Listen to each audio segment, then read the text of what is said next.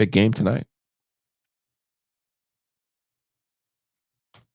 Wait, who plays tonight? National championship. Oh, the CFP. I thought you meant like, is there hoops tonight or something? It shows you how not interested I am in the college football playoff. You'll be happy to know Greg Sankey will be there. Oh, well. Did you see him? No. Sanctimonious? No, I missed that. Oh, he was really disappointed in the people and their backlash against volunteers for the playoff committee. And that if the SEC had been left out, they had a statement that was prepared and ready about how they will go back to work and be ready for the 12-team playoff and how to best position themselves going forward. I totally missed that. And how disappointed he was. I totally missed that. He was tut-tutting Jim Phillips, amongst others. Wow. Yeah. Wow. Yeah, and he will be there tonight because it's the playoff. It's the national championship. Even though there's not an SEC team there, he will be there. You know what? I respect that. He's doing the things that Jim Phillips wants. Speaking of the grift. You know what, though? That's what you have to be. I know. In college football. You do. You have to be a carnival barker if you're going to be about that business, if you're about that life. As we've discovered, Jim Phillips is not about that life. Or if he is, it's in a statement, and it apparently irks Greg Sankey. Because they're high never. Right. And you want to know how they was. And actually he included Georgia should have been in there, and we didn't make a big deal about it. He's right. Georgia should have been in there. He's absolutely, I love that. I love that about Greg Sankey. And you want to know why ESPN coverage is the way that it is? Because Greg Sankey has comments like that. Driving the bus. Just saying. Anyway. But yeah, my only interest in the college football playoff tonight is after Michigan wins, how Jim Harbaugh is going to handle all of the NFL questions. It's my only interest in the game tonight. Honestly, that's what it's all about. All right, you ready? I am. Let's do it.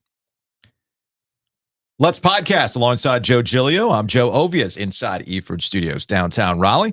Thanks to Empire Properties and thanks to Copiers Plus. Check them out online at copiers-plus.com. You've got print management, document management issues. Maybe you look at the bottom line. You're looking over your 2023 budgets and what worked, what didn't work. One way to save money is to have the experts at Copiers Plus handle your print and document management, moving things to the cloud, making sure your print costs just aren't, eating at that budget. So get that assessment today. Go to copiers-plus.com. Joe, are you ready to do an assessment of the NFL playoffs? I am. I just told you I needed a visual. I got my visual now. Mm-hmm. I am going to start either Bills therapy or Browns therapy for their divisional round matchup because I could easily make some money off of that. Even here in the Triangle, there's enough fans for both teams just for those here. Yeah. You want to talk about an all-time butt clencher, everybody grabbing a bar and biting down on a belt. I mean, that's going to be high level of entertainment. All of the crap we've had to sit through for this NFL season will definitely be worth it if we get Browns versus Bills in round 2. Jeez. That's one of those. Remember when we gave out beer as like oh man, hate it for you Bills fans. Yeah. And then we just handed out a couple years ago. That was a couple the years Chiefs ago. Lost with 14 seconds or whatever the hell it was. So now they're playing the other woebegone star-crossed franchise in the Browns. So one of them actually gets to win, short of 2024 being the apocalypse, which probably I shouldn't speak into existence. Well, I was going to say, don't speak it into existence because the other aspect of the playoffs is we've had this odd referendum on Mike Tomlin and the Pittsburgh Steelers and whether or not Mike Tomlin's a good coach. How much longer is Mike Tomlin going to be the head coach of the Pittsburgh Steelers? Do they still want him around? How much of a big deal do we want to make about another winning season for Mike Tomlin? They've never had a losing season. They have a very winnable game at Buffalo. Such a hater. You're such a Bills hater. I'm not a Bills hater. I'm just telling you what I've seen out of the Buffalo Bills. I'm actually mad at the Miami Dolphins yesterday for having a golden opportunity to take care of business and win the AFC East. Instead, they took what was handed to them by Josh Allen, who decided to be hero ball Josh Allen early in the game. And they only had a 14-7 lead until a special teams mistake leads to being tied up. So it's funny. I can already hear you before you start with the Dolphins and what their issues are. Defense. And yes, they've had a lot of injuries on the defensive side of the ball. They had yet more injuries yesterday on the edge. I get all that stuff. But the biggest problem for the Miami Dolphins continues to be, even offensive line patchwork aside, which I know was brought up on the broadcast yesterday, is the I think, valid question as to whether or not Mike McDaniel, the head coach, and Tua Tagovailoa can find other ways to win. Everything's great on script, man. Everything's great on script. But the minute you have to find another way to win a ball game, suddenly things get squirrely. And The Ringer recently did a deep dive on Tua Tagovailoa and his statistics over the course of the season and even within games. And Tua, who doesn't have a contract extension, by the way, he's one of the last movers on this. And never forget that Mike McDaniel is in that Kyle Shanahan tree of, we have a quarterback-friendly offense, and if we can make Brock Purdy, quote-unquote, elite, who's to say I can't take another quarterback and make him elite? So don't dismiss that when it comes to the future of Tua Tagovailoa and the Miami Dolphins, or what that contract might look like going forward. The point is that Tua, over time, cannot break out of the containment. Scripted, awesome. Teams adjust. Suddenly, they cannot move the ball anymore. They cannot put up the massive points. And then the most damning indictment on the Dolphins is their entire season versus teams at 500 or below this year. They are 10-1 and have a point differential of plus 196. Your favorite stat, point differential, plus 196. That's pretty damn good. They're averaging 35.5 points per game in 10-1 record against losing teams. But what's this against good teams, winning teams that you're going to see in the playoffs? They are 1-5 this year with a point differential of minus 91. I thought for sure you would be excited that we finally get even though the Super Bowl didn't shut me up last year. Don't do it, Joe. I thought you would be excited that we were going to get the ultimate Julio. You can never bring this up ever again if the Dolphins don't beat the Chiefs in the first round. Why are you doing the argument's been decided? No, the argument's over. No, Joe. It continues. Joe, the Chiefs won the Super Bowl last year. But if Tariq goes into Arrowhead this week, I know, and beats them, or the other way, if it happens the other way, then I'll never be able to say another word about it. It's going to be the other way. If the Chiefs win this football game, and I have said now for 2 weeks, the Chiefs have one good half of football left in them, and they're going to do it against the Dolphins. It's at home. It's going to be like 10 degrees. When it is. Nah, dude, it's 10 degrees. It's going to be cold in Kansas City. It's what I was complaining about the Dolphins the entire season. Oh, guys, do you really want to go to Baltimore? You really want to go to Baltimore in the cold? Look at their schedule down the stretch. They just lost to Baltimore and Buffalo, and you're mad. Yeah. Those are really good teams. Those are teams that if you're going to win the Super Bowl. They play Dallas. They poured it out against Dallas to beat Dallas. Yeah, Dallas, that was one of those classic Dallas on the road situations. Come on now. Which is, even the Dallas Cowboys acknowledge what they are on the road versus at home. Dak Prescott was saying, yeah, it's great that we have home field advantage, but it ain't. It's on the table, though, right now. We get Tariq against the Chiefs. And if he can't make them pay, then I'll shut up. You should I'll shut up. No. There's nothing to shut up about. It's over. It was wrapped last year when they won the damn Super Bowl, Joe. You're so lucky. Well, that's kind of what it is when it comes to winning Super Bowls. And you're right. And here's the other thing about the Chiefs. Who's healthy? That's what matters. Who's healthy? Here's the other thing about the Kansas City Chiefs. My frustration with the Dolphins has been all season. You have to find good teams find other ways to win. Yeah, the Chiefs definitely do. The Chiefs have found other ways to win. Their defense is excellent. I think we all recognize that. Do we really want to bet against Patrick Mahomes? Not really. You don't really want to do that. They rested Travis Kelce as they should. They put the stupid records aside to make sure that he is healthy. And just watch. The wide receivers who've been maligned all season long, Kadarius Toney, who people will absolutely, just the mere mention of his name, I know there's a bettor out there that's like, damn you, Kadarius Toney. They're going to ball out. They're all going to have great games. They're going to be in the AFC Championship game. They're going to be in the AFC Championship. Bold. I don't think that's a bold prediction. Sure it is. It's like saying, the AFC side is definitely tougher than the NFC side. It is tougher, but it's one of those classic situations of when we were with the New England Patriots a few years ago with Tom Brady and all that stuff. Even their off teams were still good and could find their ways deep into the playoffs. They had the best coach and the best quarterback. Yeah. You can make the argument that they have that too. They have that too. Do they not? Come on. Even Bill Belichick has fallen off. So I think the Chiefs are going to get to the AFC Championship game. I think everybody can't quit the Chiefs, man. You've had this Chiefs-Eagles thing all year. No, I was wrong about the Eagles. Okay. I was wrong about the Eagles. I will admit to that. The Eagles have fallen off in a way that I don't think anybody could predict.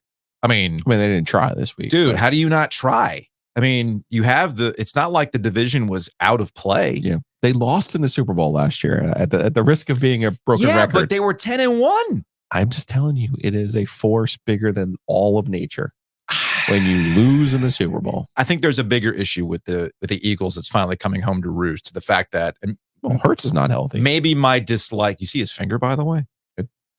Maybe it's entirely possible that my dislike of Matt Patricia bleeds into how I talk about the Eagles. I forgot that they made him a cog. He's calling their defensive plays, right? You lose 2 key coordinators. Yeah.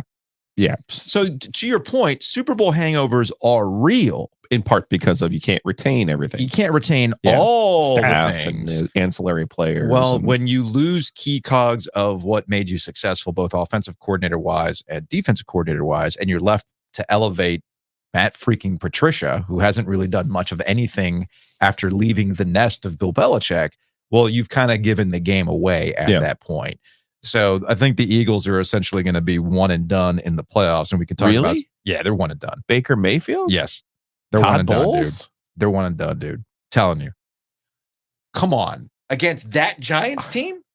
Against that, the Giants beat the Eagles. Tommy DeVito played football in that game, and I'm not getting Tommy Cutlet memes. That's how bad off the Giants are. And you lost to that team with the division still in play? Nah, that tells me you're done. It's a wrap. It's a wrap. Maybe Baker Mayfield's feeling a little dangerous, Joe. I just think they knew they couldn't be the number 1 seed, and they decided we're not going to play this week. I don't. Not the way they've been. You're going to take Todd Bowles in a playoff game. I don't. Taking this week off. What do you have? No. Why would you take a week off? You can't be the number 1 seed. Doesn't matter. You at least want to go. You at least want to stop the bleeding. They got the best draw. Nah. Okay, they're done. I'm not saying they're going to make a run, but they're done. They're going to beat Tampa. They're done in my opinion. Have you? All right. So Buffalo, are you coming off they're still the most dangerous team to play in the playoffs? I would not want to play them. Okay, I would for sure. I would. I'm waiting for Josh. It's starting to leak out a little bit because remember the Bills turned the corner after firing Ken Dorsey. Yep. And Joe Brady, Panthers legend. The prodigal son. He's now calling plays, and they kind of reined Josh Allen in. Yeah. So hey, could you either just take a deep shot or run? Yes. And they've been throw running. A screen. Or throw a screen. And they've been running the ball, right? Cook's been running the ball. He's had designed run plays, defense. They've been winning on the line of scrimmage, but it's starting to leak out. And I saw it last night against the Dolphins. And Josh Allen's going to have one of these I'm just going to throw it here. Sometimes it works, sometimes it doesn't. I'm not buying it. But he trusts that arm a little bit too much. Yeah, he does. It's funny. Cam Newton talks about game changers, and he referenced Josh Allen as a game changer. He is a game changer. Sometimes it's a good game changing. Sometimes it's a bad game changing. Such a hater. Yeah, no. You know what? I'll ultimately be proven right about the Bills when they get knocked out by the Pittsburgh Steelers this weekend. Mason Rudolph. Hell yeah, man. Come on. The Mike Tomlin love affair will continue on that one. So are we still sticking with Ravens and Niners? Is that what we're doing? Unfortunately, I have to stick to my original answer. I hate picking the 2 number 1 seeds because it's rare where the 2 best teams actually advance. It is rare. It is rare to the championship game. But I think the 2 most dangerous teams that are not the number 1 seeds are the Rams, who are super feisty. We get Matthew Stafford going back to Detroit. And tell me that isn't a culture versus culture matchup there, right? You have the genius in McVay against clunky McBlocking sled, our guy Dan Campbell. Talk about a clash of coaching cultures. Then you throw in Stafford, you throw in that it's inside on a perfect setting, which all of these playoff games should be. That's the one to circle. I think that Rams Lions matchup is really the one that I'm interested in. And, you look at Dallas at home getting a favorable draw. To your point, they did win the division. They took care of their business. Now they get a Green Bay team that has no business being in the playoffs. I expect them to paintbrush the Packers in this game. With you on that one. As a 7.5 point favorite. And again, they're at home where they've been excellent this year. I think their issues come in the next round when it starts to heat up a little bit for them. And my brother texted me this morning at 7:34. He's like laughing because I immediately thought, because this is last night, because I called it a night. He's like, Dolphins pissing me off. And then he followed it up with laughing because I immediately thought, if I was dad, I'd blame Emily because she went to bed at half and the Dolphins fell apart after she went to bed. I'm like, no, the Dolphins are just predictable. The Dolphins are predictable. That's what it is. If you were dad, you would blame the Nene. That is true. That is true. You know, the Dolphins haven't won a playoff game since you were born. something to that. But anyway, it's like, oh no, they're just so injured. And I'm like, yeah, I mean, yeah, the Dolphins are injured, but it's not. It goes beyond the injuries, man. Everybody's hurt, dude. Everybody's hurt at this point. Housekeeping. You love it when Miami Joe comes out, don't you? I do. I also love it when you yada injuries. Like those Chubb and Phillips are dudes, man. It's not that I'm dudes. It's not that I'm yada injuries. This is like the guy last year from Buffalo who's hurt. The defensive end. Same thing, man. I get that. They fell apart. I am not. They had the safety and I am not yada the guy with the glasses. Why can't I think of his name? Von Miller. Von Miller. So thank you. I'm not yada-ing the injuries. Okay. If the no, I'm not. If the Dolphins got run by the Bills early because they couldn't stop them, I'm like, yeah, man, all these injuries finally caught up to them. I mean, they're feasting on that stuff. No, it's the offense. The offense is predictable. Mike McDaniel can scheme them up all you want, but once teams adjust, well, Tua has to elevate. Okay. I mean, we've talked about this all season when it comes to game changers and game managers and what do you want to build your team around. And at some point, I'm going to say something nice about Josh Allen. You ready for this? I am. You ready for this? I would still rather have somebody like Josh Allen than Tua Tagovailoa. Huh. I would take the bad of Josh Allen over Tua Tagovailoa, because with Josh Allen, I know if I need somebody to elevate, I'm willing to take the risk of, like, I know that arm's going to do something. I know he's going to do something crazy. Like, you know what? Football mode. It's like jingle up, turbo time. Here we go. I'm going to go do this thing. Tua doesn't do that for me. And I don't want to make it solely about the quarterback, because Mike McDaniel has a little bit of that Shanahan in him. Because remember, as much as we love the 49ers, what have the 49ers exactly done with everything around all them? The parts. Oh, they got all the parts. Very similar. All the parts. But then when the game gets tight, what happens? McCaffrey and Kittle. So anyway, those are things to keep an eye on. Speaking of football matchups, Tecmo Bowl. Yeah, let's do this. Tecmo Bowl matchups are very, very crucial. Oh, you think you're going to beat me because you're playing with the Oilers? Yeah, that's great. I'm the Chicago Bears. I got Mike Singletary. I'm going to blow things up. It's all about those matchups. It's like Tecmo Super Bowl is the greatest game of rock, paper, scissors ever created. And we are going to be doing a Tecmo Super Bowl tournament on February 4th at Shady's. If you want to participate, shoot us an email, theoggoesdigital@gmail.com. There is a cash entry because there are cash prizes. $25, piece of cake. We'll have drinks. We'll have food. We'll take care of you. We're plenty worth your time. Come hang out with us. It's a Sunday in beautiful downtown Garner. Big thanks to everybody who voted us for the WRAL Voters' Choice podcast. Best podcast, Joe. Salute to everybody. We appreciate that. And salute to Matt Davis over at State Farm. Check him out online at insuregarner.com, theoginsurance.com, or call him directly at 919-779-8277. Yeah, speaking of saving money, easiest way to do it. Think about the things that you spend the most money on. Well, yeah, your mortgage. Well, yeah, insurance. So do yourself a favor. Figure out how you can save some money. Give Matt a call or go to theoginsurance.com. Also, big thanks to Homefield. I'm actually rocking the Homefield shirt today. I see that. That is my favorite, and I'm still confused over how they were the 74 and 75 champions, but I'm going to get over it at some point. Got that Wake Forest Big Four shirt. I wore it for a reason, which we'll get into next. But if you want to buy a shirt like this, head on over to homefieldapparel.com. Use that promo code OG23 to save 15% off your order.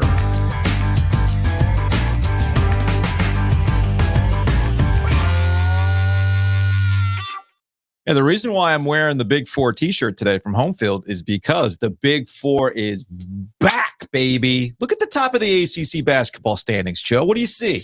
What do you see? Tell me what you see. Speaking of the apocalypse. We have North Carolina, NC State, Wake Forest, Duke, all atop the ACC standings right now. UNC 3-0 in conference for the first time since 15-16. NC State is 3-0 for the first time in conference since 12-13. And Wake Forest on a 9-game winning streak, which hasn't happened since 08-09, also 3-0 for the first time since 08-09. You got Duke at 2-1, and we can spend some time on Duke a little bit later on. But right now, everything is right in the world, Joe. You were wondering if Clemson beats Carolina, if Clemson goes on to win the ACC regular season, maybe then we know it's over. It's a wrap. But no, the Big Four, that last gasp of breath for the ACC, they're showing, you know what? If this is the last year, we're going to go out with a bang in basketball. Let's go. Yeah, you want to start with the Tar Heels? Yeah, let's start with the Tar Heels because our friend JC Zembel over at Wolfpack Central, who I sat next to at the NC State-Virginia game, was beside himself for all the love that UNC was getting after they went to Clemson and won with their defense. I was going to say, we had questions early in the season about UNC, even when they were winning the Tennessee game, notably. They gave up 92 points. Now, Tennessee's fairly accomplished, and a lot of that happened in the second half. To hold Clemson, though, to 55 points in that game on the road, where Clemson has been a very tough out at Little John Coliseum. Dude, Clemson didn't score a single point in the last 5 minutes. It's impressive, and in big part because, like I said, the Pittsburgh trip was, okay, we're a different team. That was their true reset. Now, all the Caleb Love stuff is gone. All of the number one team in the country missing the NCAA tournament stuff is gone. You could talk about that in the offseason, but until you actually go through that first fire, which, again, you might think of it, Pitt, Giglio, shut up. Pitt's terrible. Truth of the matter is, Pitt plays a certain style, and Pitt challenges them in a way that other teams haven't. So for them to get out of there and then have a tough, difficult road trip, which Clemson is, even though there's always going to be a chunk of Carolina fans no matter where they play. Yeah. It's impressive. And to win the way that they did is impressive. And I happen to agree with a certain former coach from North Carolina who texted me before the big game when he said, I think UNC is going to win the ACC this year. And I said, all right, well, that's fairly bold considering what's happening as we speak. But yeah, they're about to reel them off, man. That's the thing. Thank you for bringing that up, because when you look at North Carolina's schedule, starting sandwiched between the State game and the Duke game on February 3rd, they go through a very favorable portion of their schedule, and they should be rolling. They got home games against Syracuse, Louisville, and Wake. Wake is hot. I get that. And they got road games. Again, this is where the beneficial part comes in. Boston College, Florida State, and Georgia Tech. So the Heels should be rolling in what should be a difficult stretch against the Devils, Clemson again, and then they got Miami. And you know how I feel about Miami. Get Miami twice. Miami seemingly has their number. Wake will be a difficult. They only see Wake once. It's in Chapel Hill, but that's going to be a tough game. It's a Monday game. That's going to be a tough game. Wake matches up with them. Efton Reed, it gives a little size. Size bothers Baycott. Yeah, and their guards are excellent. Wake is. You know who doesn't bother Baycott? PJ Hall. Sure. Or is it Brian Ives over at the ACC Network pointing out in 4 games between PJ Hall and Armando Baycott, Baycott has out-rebounded Hall 40-11. They've only played 4 times. They've both been in college for 100 years. I know. They've only apparently played 4 times. Who knew, right? In those, I get a little irrational when it comes to some of that, because Baycott's playing in his 5th year. Yes. Actual full 5th year. This isn't like somebody who redshirted and played in 1 game. And they keep showing where he ranks in the career stats in North Carolina. And I'm like, this does bother you. I'm like, and I had the same issues with Emeka Emezi at NC State in his receiving records and stuff like that. I'm like, yeah, but he's playing 5 full years of Kenny Pickett at Pitt. I have a hard time with this. There's nothing wrong with saying Armando Baycott is one of the best players in the history of North Carolina basketball. Oh, I mean, that covers a lot of ground. Well, it's interesting, but you shouldn't use the statistics of a full extra season. Yeah, because it throws everything off. Yeah, it throws everything off. I'm not dismissing that aspect of it. But what's interesting about Armando Baycott is that as it stands, for as long as he's been there and the stats that he's accumulated, he might not have a jersey in the rafters. Yeah, I don't know all the requirements off the top of my head, but you gotta win, outstanding player in a Final Four. That's one of them. But okay, you gotta consensus All-American. You gotta be a consensus All-American, which he has not been. He could be this year. He could be. I could see that happening this year. I think it's first and second team too, in terms of getting your jersey up there.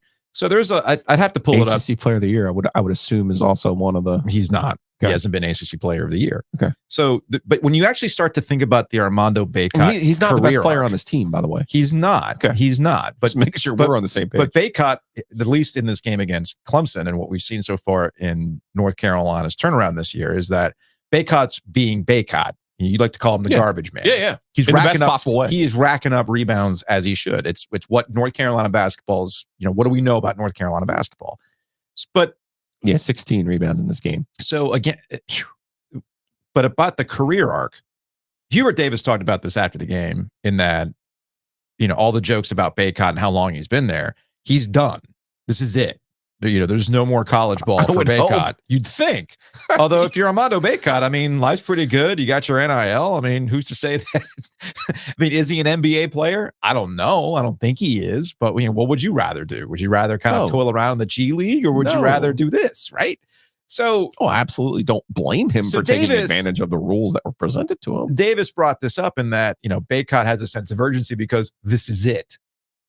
And if you're about legacy, if you're about, establishing yourself as one of the best to do it, there's only one way to do it. There's only one way to do it. And that gets back to this referendum on games and looking to see if Carolina is back, which gets back to the fun argument I had with JC during that game at the NC State Virginia game. The people who want to dismiss the Pitt win, I question, because North Carolina the last 2 years, that Pitt game was a game in which their toughness was questioned and called out explicitly by Pitt. All right. And there's another, you mentioned that Wake Forest game, and we referenced it last week. Wake Forest is another game to circle to see where North Carolina is, because remember Hubert Davis, was it last year? 2 years ago. It was 2 years ago. The actual year they went to the Final Four. Before they turned things around, straight up said, they have better players. They're better than us right now. Yeah. They're better players than us right now, which is like, wow, okay. So I think what's going on with North Carolina under Hubert Davis specifically is all you've seen out of them is a hot streak. And more data suggested that this team just couldn't find itself outside of that hot streak. So now you're looking for signs. Yeah. Now you're looking for signs. Okay. Are you really turning a corner? Are you really something? The Pitt game was the first one, followed up by that Clemson game and the way they went about winning it. Not that North Carolina hasn't had great defensive teams in the past. They have. That's how they've won national championships. But gets back to my conversation about the NFL. Good teams find different ways to win. That's kind of why I usually give Duke a little bit of a pass to transition away from North Carolina to Duke struggling against Notre Dame on the road. And Kyle Filipowski continue to kind of struggle through it. But as I said, hey, if you can win without your fastball, that's a good thing. That's a good sign. If you see other players emerging and understanding what they need to do, like Mark Mitchell back-to-back games, Jared McCain, where he's stepping it up, those are all good things going forward for Duke. And that also ultimately gets us to NC State. Was it a pretty game against Virginia? No. Was their previous win pretty against Notre Dame? No. They shot 28.8%. Not that pretty doesn't matter. But are you finding ways to get the buckets you need at the end? Are you making defensive plays that can then turn around and put you in an opportunity to win? And that's what NC State did against Virginia. Slog of a game to start. That's what you typically expect when you take on the Cavaliers. And I know that Kevin Keats talked about it out of the game. The biggest red flag for Virginia in watching this game was, man, State's got guys. Yes. State has a collection of guys. And Kevin Keats talked about it after the game. Depth won that game for us. And I'm watching Virginia. I'm going, okay, you got Reese Beekman.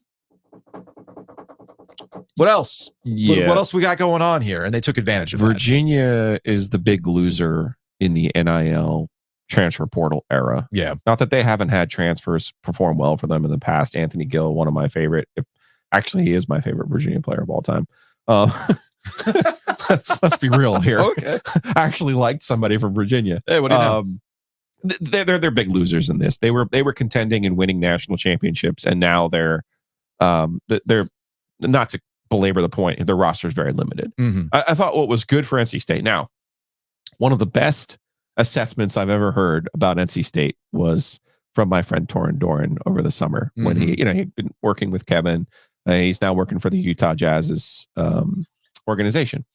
And I saw him. We were downtown. We were parking. Speaking of which, need to pay for parking. I just did. And I said, "Hey, what do you think of this group?" Because I don't. He's got to see him in practice and doing all those things. He's like, last year we had 2 A-level ACC players in Jarkel Joyner and Terquavion Smith.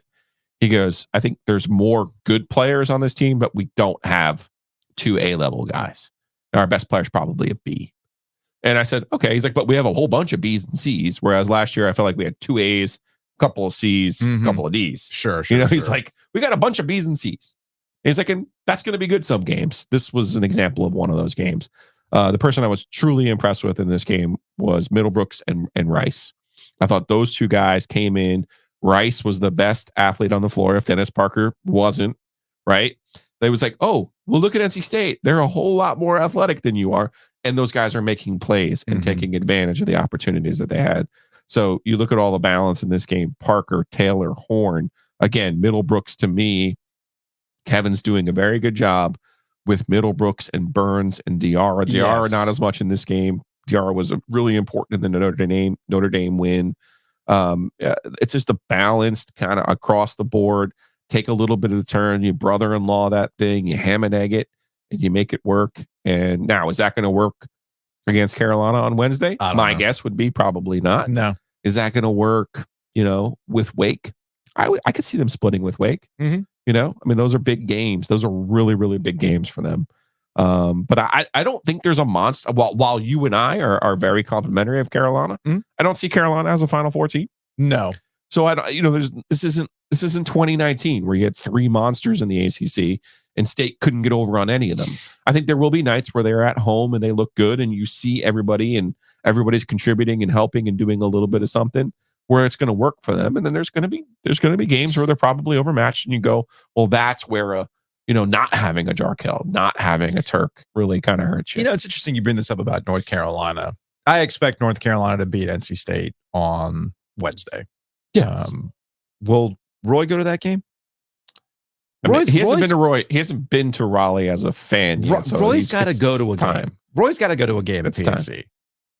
You want to hit him up, see if he wants to join us? He can sit up on the 5th floor with us. Nobody will bother him. How about we just get his seats? Let's do it that way. That'll work. But no, I think you should text Roy Williams, see if he just wants to join us up at the 5th floor at PNC Arena. Nobody's going to bother him. Nobody would, no. So it's all good. He's just not going to have to worry about that. Actually, I think most NC State fans would. How I feel about this. Yes. I think at the end of the day, most State fans appreciate Roy Williams because he cared. He cared about NC State, right? And that obviously will carry itself over on Wednesday between the Wolfpack and the Tar Heels.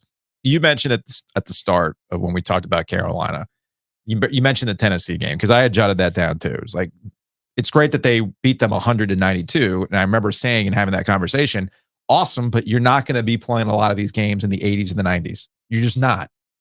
And teams are going to try to muck it up, which is exactly what Clemson tried to do. It's exactly what Pitt tried to do the week before.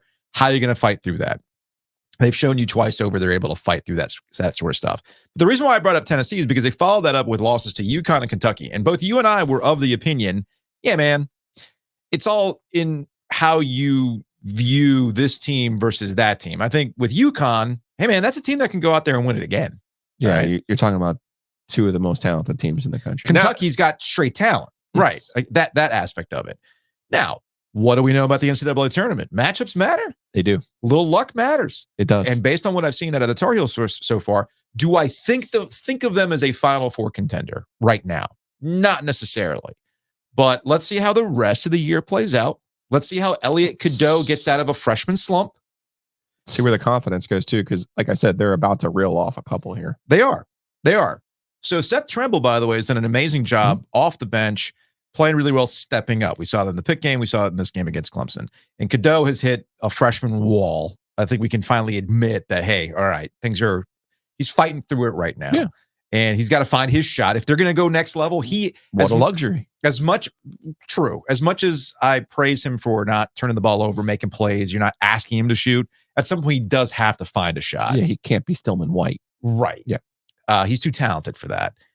So, to your point, it is a nice luxury to have that you can weather this with a freshman and see where he is as the season goes on. And that can truly unlock some things for the Tar Heels. And maybe we have a different conversation about them as we get into February and March. But hey, man, Big Four doing the thing. I like it. I can. Where is it? I can feel it in my. I can feel it in my plums, Joe.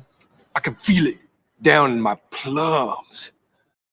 There. Victory. There. You used it. I used it just for you. Hey, and every time we talk about ACC basketball, Wings Over Raleigh, Chapel Hill, Greenville. Hit up the Wings Over Greenville yesterday. Nice. When I was in Greenville. Yeah, Nice. man. Got to. Easiest parking on the planet right there, right across from Dowdy Ficklin Stadium. They make it easy in Raleigh too, right there on Hillsborough Street, across from UT. Order online, wingsover.com. As everyone who has tried them says, you're not kidding when you say these are meaty. You're not kidding when you say these are delicious. No, we're not kidding. We're not kidding. But don't take my word for it. Go take advantage. Go over there yourself. Wings Over Raleigh. Wingsover.com. Order online. Our Brian Malley does such a great job. Bummer. I can't pull up the tweet. We had some listeners that went to this week. Yeah, they were pumped. And they were pumped up to try the stuff. And I know that Woj was like, but mom and dad don't like it when you don't get the sweet chili. Come on now. Go do that. Yeah. Go do that. I feel that way when the hot lemon pepper isn't purchased.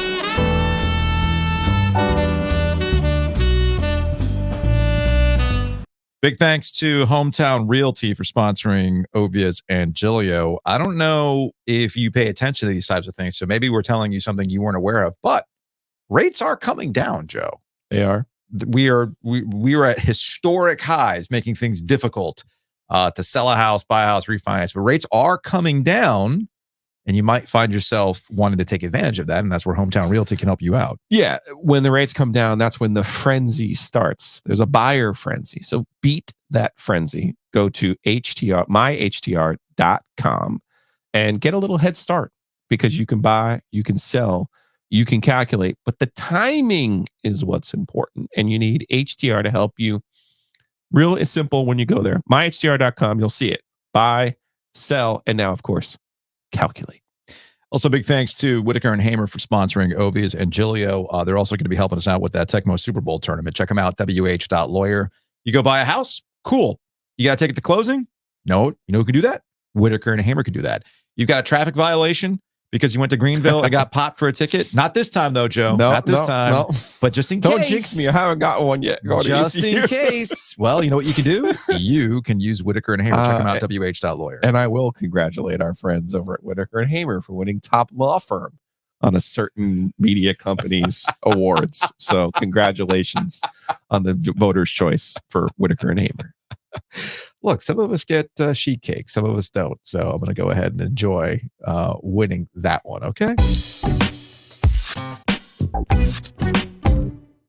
All right. So a little bit of breaking news. We've got Scott Fitterer out as general manager of the Carolina Panthers. I saw this show up on if my phone wants to cooperate, I can actually pull this up on my phone, as it is Black Monday in the NFL, and people are going to be start to get let go and all that fun stuff.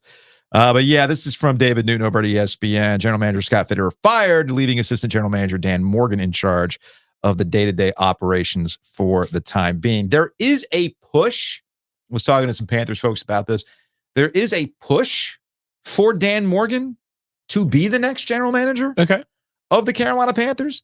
And I mean, look, we can get into the merits of whether or not Dan Morgan is it would be a good idea as a general manager of the Carolina Panthers. But I think ultimately it comes down to, well, who's your coach going to be? I think it'll signify what kind of coach the Panthers are going for, like the Jim Harbaugh. If there's a GM hiring before a coach, or these things kind of come together. I think this is all very important with the kind of coach they're going to try to get next, because you and I have talked about this. In the next logical step for the David Tepper growth trajectory as an owner, he needs to. Yeah. All right, I got the hot young shot, the hot shot in Matt Rule, overpaid. Nah, needed to be fired. Moving on. All right, I'm going to get adults in the room, football guys. Okay, well, I picked the wrong ones. Now I just need to give it all to somebody to do. And I'll be fair to Scott Fitterer. I don't think he made any of those choices when Matt Rule was the coach. I thought Matt Rule was the one really pushing the buttons and pulling the levers. Yeah. On their roster decisions.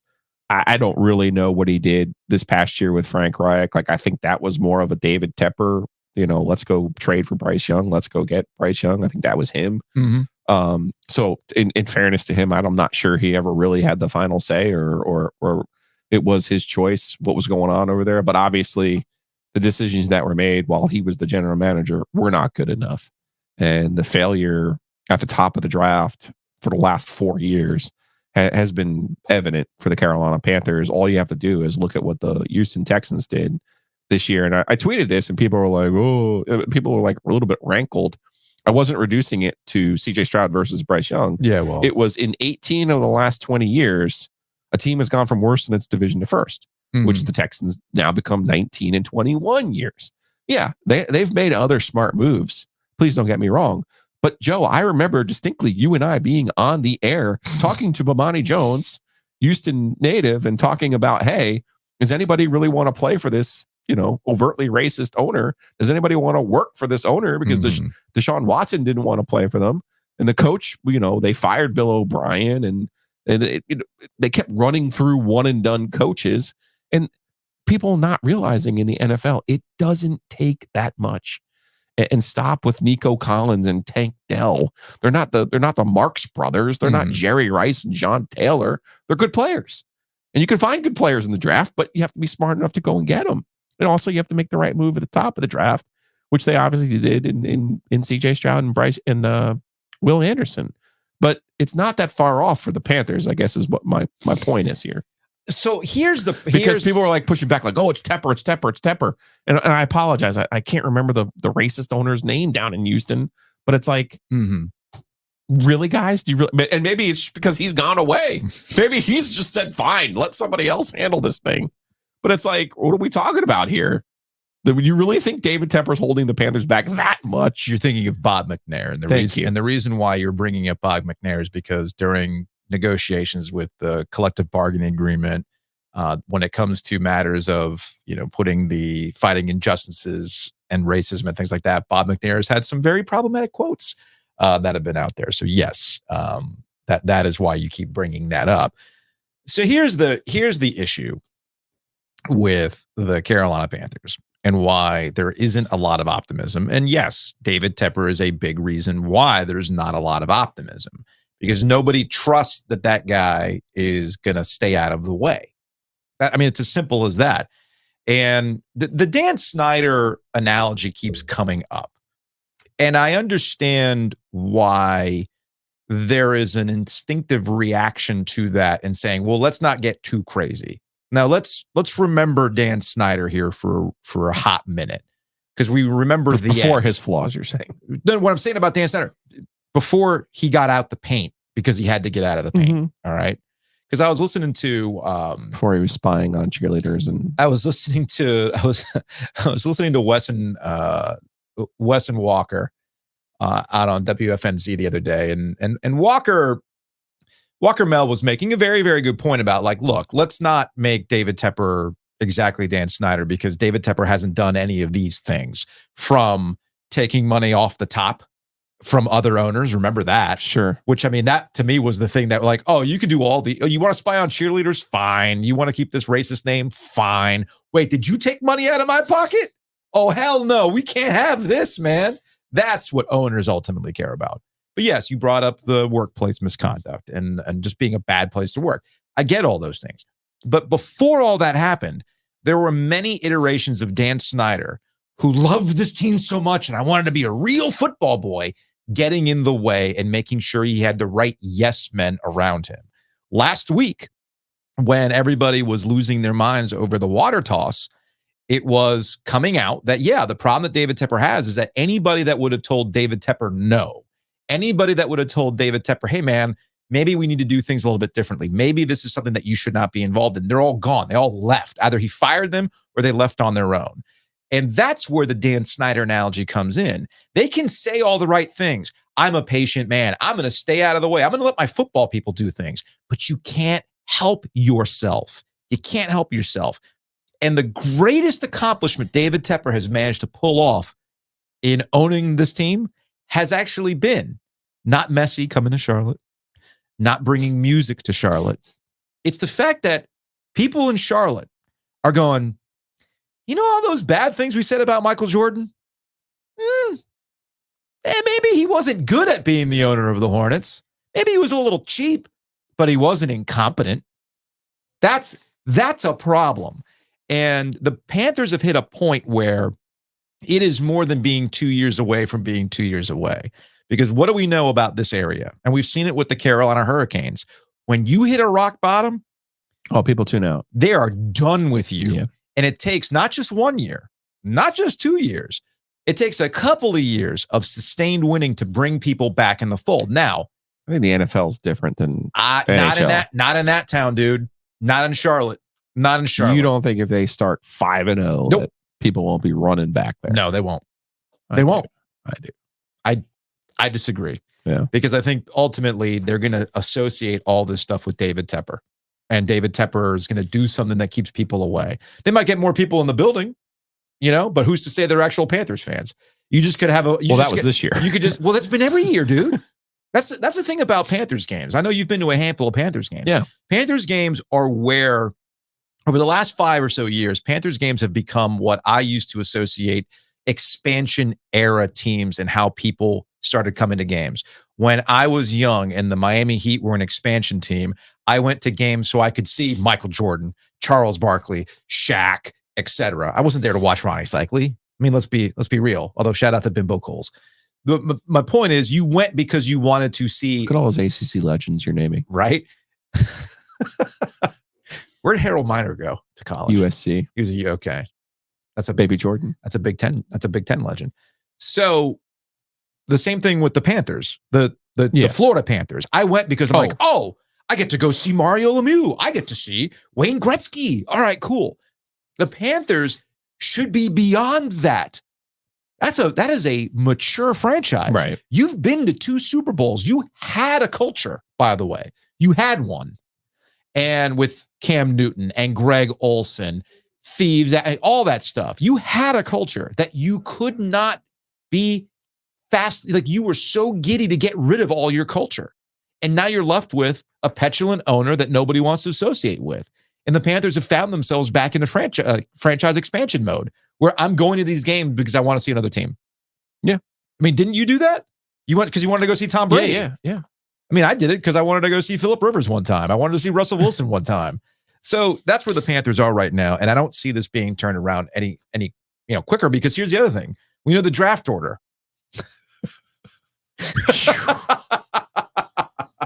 I think they have $37 million in cap room as well. They do. They get 21 free agents or something like that. Something crazy like that. So hopefully they can, like I said, it doesn't take that much. We'll see, man. We'll see. I did want to bring this up from Mike Kay, our friend over at the Charlotte Observer, when he talked about the internal support for assistant general manager Dan Morgan as the Panthers head into another offseason of unknowns. Why that support isn't surprising. Morgan has helped lead the personnel department that has been reconstructed over the past 3 years.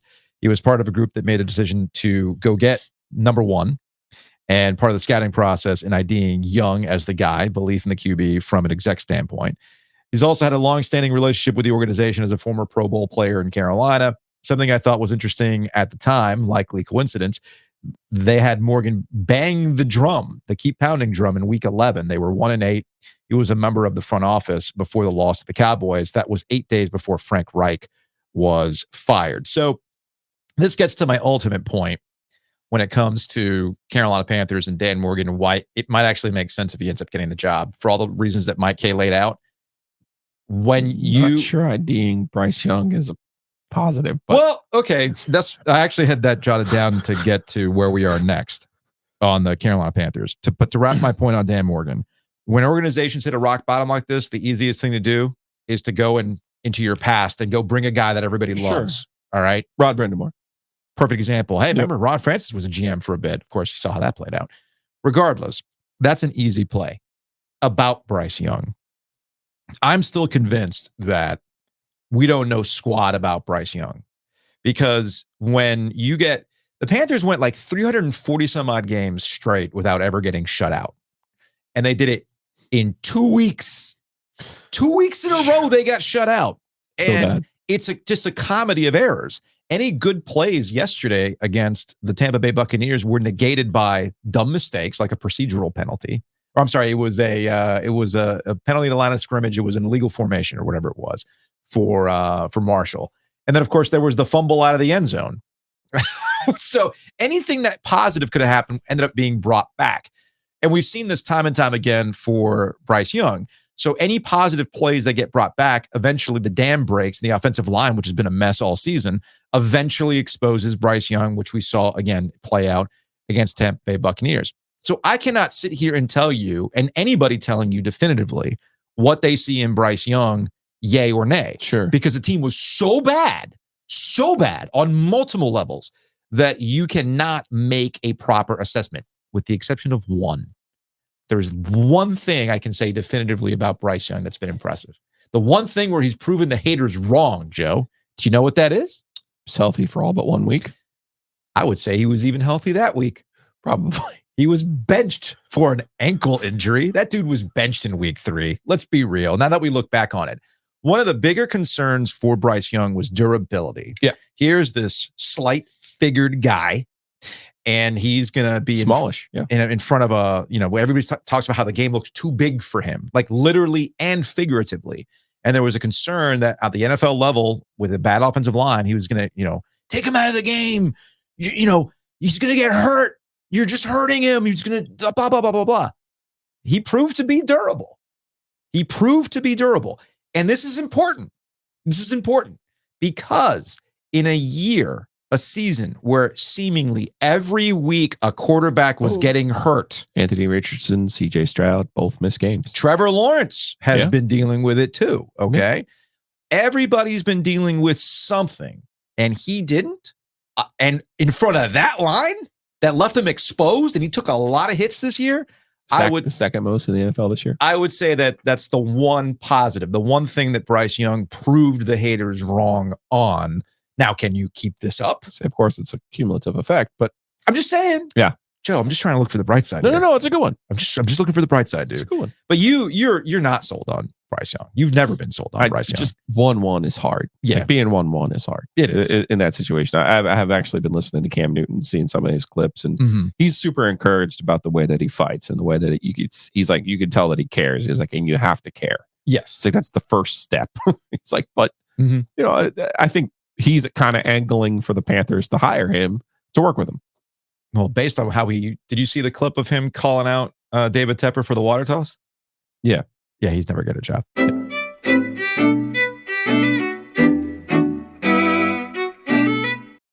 Big thanks to Breeze Through for sponsoring Ovius and Giglio. Check them out across North Carolina, locations across the triangle. Actually had a listener email us saying, look, I only get my gas at Breeze Through now. That's awesome. Like, I'm just like, what else can I do to support you guys? I've bought t-shirts. I get my gas from Breeze Through XYZ. I'm like, no, just keep doing it. Yeah. You're doing exactly what we need to keep this thing going. You get your gas there. I get my coffee there. If you like beer, the one on Trinity for sure. Gas station beers, man. If you want to feel super fancy and go to the one on High House, you're on it. Gas station beers are where it's at. Also, big thanks to the Butcher's Market for sponsoring Ovies and Giglio. New location, Lake Boone Shopping Center. They've got great prepared meals. I cannot stress this enough. Week gets busy. You're running all over the place. Maybe you got kid practice, kids in band. You got a meeting. You don't have time to cook. Don't sweat it, because Butcher's Market has prepared meals for you. Yeah, they got sandwiches too. The best sandwiches going. So go check them out. Get the steak sandwich. Again, we don't lie to you when it comes to food recommendations. We're moving on. So who you got tonight? I have to keep going with my first answer. I am a little bit worried, though, that the big Penix energy, as my son James is reminding me, has played Michigan once in his career.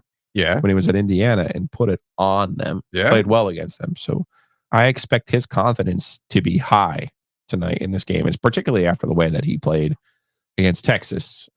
I'm happy that he was able to get some of the flowers that were coming his way.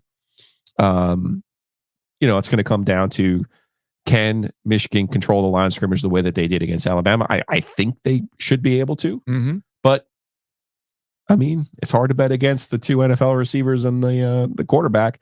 I have a futures ticket on Michigan, but I would probably be inclined to take those points tonight. Where's Connor Stallions going to be? I don't know. I don't know. I need him there tonight. He should be, right? Or maybe he's in disguise. Maybe him and Bobby Valentine. I mean, Connor knows how to get tickets. He does. We know that. He's got the connect. The Marine. He doesn't need to go on StubHub. That dude's got connects. He's stupid that way, but yeah. Actually, yeah, no, he actually did use StubHub at some point in time. So I think that Michigan dodged a bullet. First of all, I forgot this game was in Houston. Yeah. And I think they dodged one by they're not playing Texas. You didn't want to play a road game in the national championship. We've seen that way too many times before. I guess when LSU was playing down in New Orleans, and you're like, "Whoa, what happened?" It's like, "Well, yeah, they cooked it up a little bit." So I brought up Connor Stallions because I do think that this is going to be do you think people are rooting against Michigan and Jim Harbaugh? Jim Harbaugh's not likable. No. He's quirky. I think this Michigan team is kind of sort of likable, though, in the sense I think they're likable, that they play a particular style that is, and the assistant coach saying "I love the shit out of you," like, oh, that was amazing. I kind of like that. But they're also, while they're likable, they're also, to borrow a phrase from Family Guy, Peter Griffin, they insist upon themselves. They do. So there's the whole Michigan man thing. Yeah, it's only going to take them winning tonight for me to be like, oh, God, they're insufferable. I forgot. Michigan insists upon itself. You brought up, like, I love the shit out of you, all that stuff. It was like as though Jim Harbaugh died. Right. Holding up the 4 at the beginning of the season. Like, come on, y'all. He got suspended for reasons. We know why he got suspended. No, it was for a cheeseburger. No. And then, of course, the Connor Stallion stuff. Yeah, no, come on, man. You kind of understand what's going on here. I don't care if other teams do it. He was just being dumb about it.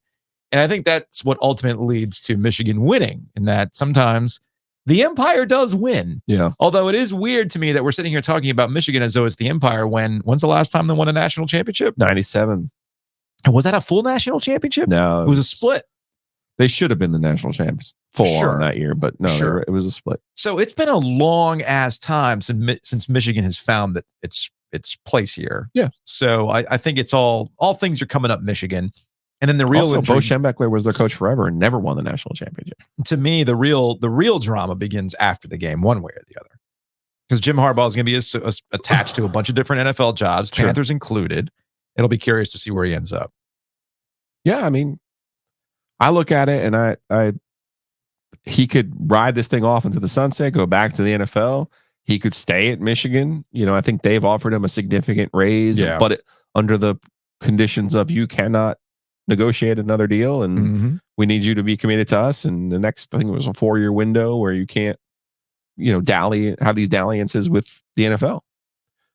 It'll be interesting. I mean, I think they're set up, but I also think the Big Ten's about to get a lot more difficult. Yeah.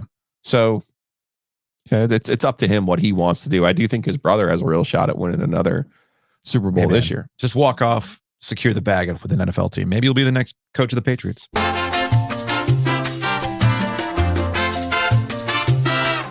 Big thanks to Mosquito Authority and Pest Authority for sponsoring Ovias and Gilio. Check them out, bugsbite.com. There's been a lot of rain. We got more rain coming up this weekend. We're not getting snow. We're getting rain. You might find yourself discovering moisture in places that you should not have moisture. No, go get the moisture barrier underneath your house. Important. Keep those mice away too. Man, garage. Brutal. I got to get rid of them. Brutal. Easiest thing to do is go to bugsbite.com, because it's not just Mosquito Authority, it's Pest Authority as well. All kinds of deals on there and bundles. Bundle up and get all that protection that you need for your home at bugsbite.com. Let's get out of here on some Hey Joe questions. I got out of Oakwood Pizza Box on Saturday. So I went to Oakwood. They had like a 90-minute wait. Okay. I saw Anthony. I said, Anthony, love you, but the kids ain't waiting 90 minutes. So I'll come back another time. He's like, no, I totally get that. But it's great. Everybody was hanging out. You can order online at oakwoodpizzabox.com, or for the full experience, head on over to their location in not downtown Raleigh, off of Person Street in Raleigh. All right, let's get to the YouTube, shall we? This is from last week's shows. From Andrew Joe. I'm assuming he's talking to me. I've listened to you talk to Adam and Gilio here for almost a decade. How did I either never know or forget that you went to NC State? It explains so much. What does it explain? I need more context. By the way, at what point do people move beyond well, they're just a couple state guys? When does that happen, Joe? I mean, for most normal people, yes. Actually, it's a feature, not a bug. I mean, the whole thing is to understand this area and the dynamics of the area. Yeah. As we're seeing with Jim Phillips, he does not understand the dynamics of the ACC or really truly have an interest in the ACC. Yes, I would agree with you on that. I think that permeates itself in how things are discussed on the ACC network as well, and who they decide to put on games and things like that. That's why when we see Wes Durham on the call, we get excited because here's a man who understands the ACC. Yeah. I'll say this because I've been getting this lately. If your reaction to what I say or what Joe says, if your reaction to any of our topics and how we go about things is, well, you're a state guy, that tells me you cannot argue on the basis of what we're saying. And all you're reduced to is, well, you went to school here. And it's like, y'all, we're all grown ass people. We're all like, come on now. Every decision you make is based on the school you went to for 4 years. Well, clearly, it's the only thing it's the only thing that matters. It's the only thing that matters. But yes, to your point, we understand that. So we navigate it, and we appreciate you listening, even if we might have gone to a school that you don't like.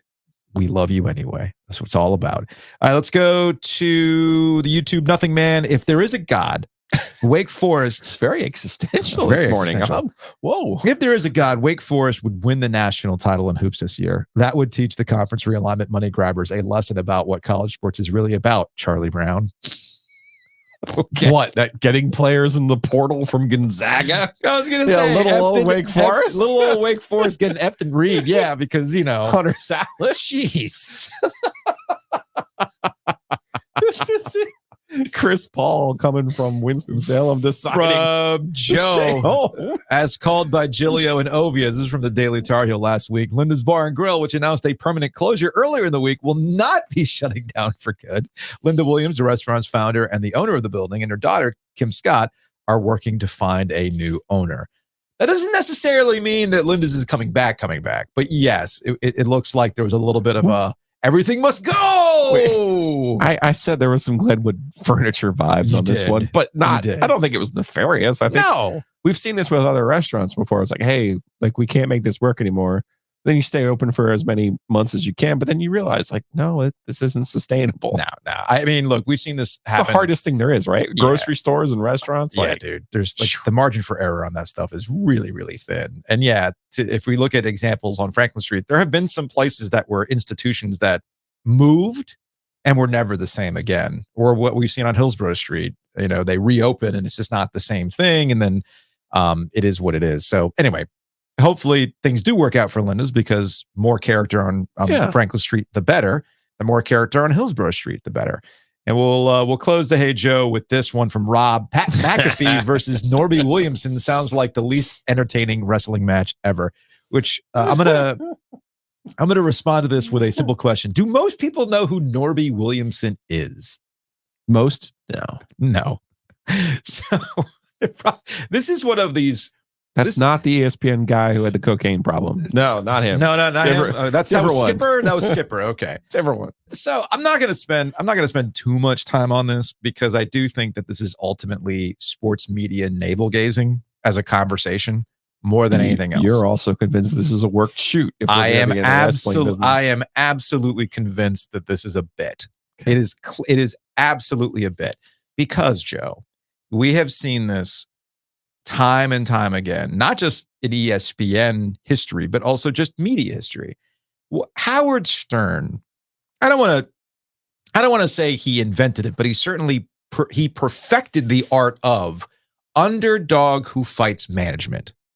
And the audience underdog who fights management. Yes. Radio underdog who fights management, and the audience absolutely Look eats at it this up. guy calling out his bosses. I wish I could call out my boss like that. He's on the air telling this WABC guy to go kick rocks. I wish I could do that. It's brilliant. I'm not making fun of it. No. It is brilliant. It's the best way to connect with your audience. If you're going for a particular demographic, guy who's just kind of over his job, wishes his situation was sitting better, in traffic, sitting in traffic, mad that he's got to go to work. Yeah. And this guy's sticking it to the man. I wish I could be like, oh, and he's got hot women coming to the studio. Amazing. There's been variations of this in media from that point on. Other radio hosts have tried that, sticking it to the man. Oh, yeah. But let's keep it specific to ESPN. There has been a long history of talent that butts heads with ESPN. Dan Patrick, Keith Olbermann. It goes all the way back to the Big Show. And Norby, by the way, part of that. They got upset that him, Stuart Scott, others became the show and not SportsCenter. That is a tale We'll show you. That is a tale as old as time in this business. Yes, where management just thinks, no, I could replace you. It's our brand that people are tuning into, not you. And we know how history plays out. So Bill Simmons did this, although I don't think Bill Simmons ever actually called out an executive by name. Dan Le Batard made his entire show's existence about fighting ESPN, and people rallied behind it. The call was coming from within the house. He's actually disrupting the network within the building in Miami. Now, Dan, by the way, anytime that Dan wants to get back in the news cycle, you know what he does? He picks a fight with ESPN. So Pat is doing the exact same things that others before him have done, but where Pat is different, and where I commend Pat, is that he brings a little bit of a wrestling finesse to it. You got to remember this guy's background. Yeah. you got to remember his background. He's got this wrestling finesse about him, and it's impressive. So he's doing the same thing. When he went over to ESPN, he took criticism. Vince McMahon. When he came over, he took criticism from his fans, like, oh, Pat's not going to be, he's a sellout, blah, blah, blah, blah. That man got everything he wanted. He never had to move. They let him curse. He was wearing tank tops. He brought all his boys with him. He got everything he wanted. And we talk about this with NC State all the time, right? When you're the underdog, you know what's up. You know how to operate. But what happens when you're no longer the underdog? What happens when you've won? Your thing won. Yeah. You brought your people. You secured the bag. Your audience is with you. What do you do? Why do you think every sitcom and movie is about the chase and not the ending? Right. It's much harder. Nobody knows what to do when it's happily ever after. So the dog caught the tail. Now what to do? So that's where Pat is right now. He won. Now he doesn't know what to do. So it's not lost on me that he takes every little bit of criticism to heart. He went after The Athletic. He's gone after Andrew Marchand. He's done all these things. He's openly said, well, since you guys don't like me on game day, I don't know if I want to do it next year because I don't feel the love. He's now kind of finding ways to create that underdog mentality and going after Norby Williamson over a leak over ratings, which, by the way, this is another example of ESPN bending over backwards to make you happy. ESPN did something they've never done before, Joe. When they talked about ratings, you know what they brought up? Not the linear stuff. Oh, they brought the linear stuff in there, which is not so hot. It's whatever. They brought up TikTok views. They brought up YouTube views. They're saying, oh, well, you have to understand that the game has changed and we have to account for those things. Now, when you're trying to sell TV ads, Nielsen doesn't give a shit about TikTok. Nielsen doesn't give a shit about YouTube. So you can drum it up all you want.